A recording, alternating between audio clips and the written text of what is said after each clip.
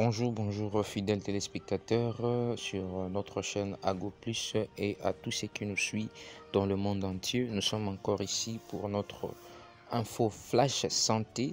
Donc nous vous disons quelque chose qui est très important que les gens négligent pendant cette période qui est la période des saisons sèches.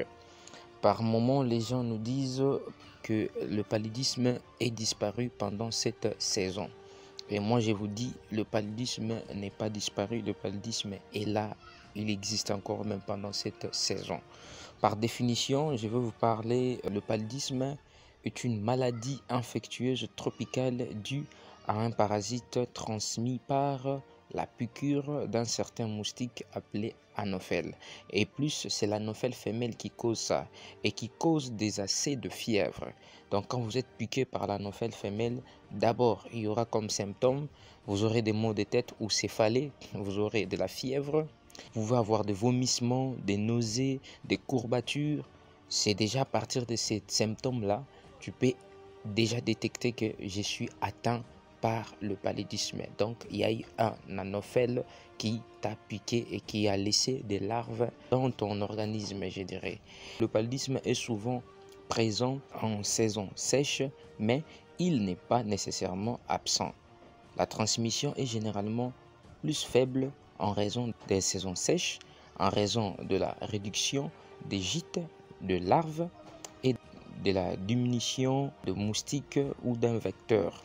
Le paludisme peut toujours se transmettre pendant la saison sèche, notamment dans les zones de rhizoculture ou de l'irrigation maintien des gîtes de larves. L'agent causal qui cause cet paludisme, ce n'est que l'anophèle femelle qui nous pique et qui transmet le paludisme à partir de sa déposition de larves dans l'organisme d'une personne. Comment est-ce que vous pourrez faire pour se prévenir pendant cette saison sèche de ne pas tomber malade, de ne pas être piqué par l'anophèle femelle? On dit la prévention passe par la lutte d'anti-moustiques et puis des moustiquaires imprégnés et de produits anti-moustiques. Il existe également des traitements préventifs prescrits par un médecin avant ou après. Lorsque vous voyagez, tu es parti peut-être dans une province où il n'y a pas de moustiquaires, où il n'y a pas de protection efficace, tu peux déjà être prescrit par un médecin et vous partez avec pendant votre séjour de voyage. Les larves de moustiques sont des petites têtardes qui ont trois parties du corps. C'est comme des moustiques qui ont trois parties du corps. Ces têtardes-là, il a une tête, il y a un thorax et puis il y a un abdomen qui est là.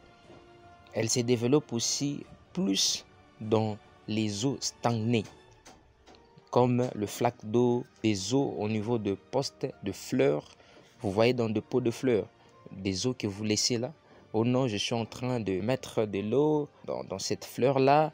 Non. Il y a par moment, vous créez de l'eau stagnée, vous créez que le moustique, l'anophèle peut apparaître par là et puis créer ces larves.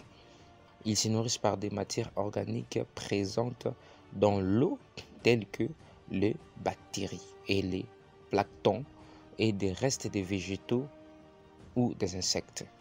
Leur cycle de vie, le larve passe par plusieurs mues ou mutations avant de se transformer en niche, puis en moustique adulte.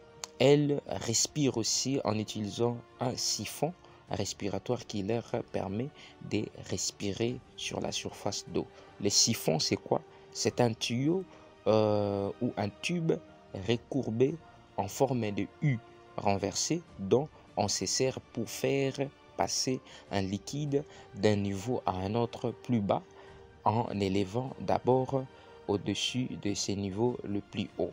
Évitez de flaques d'eau dans vos parcelles.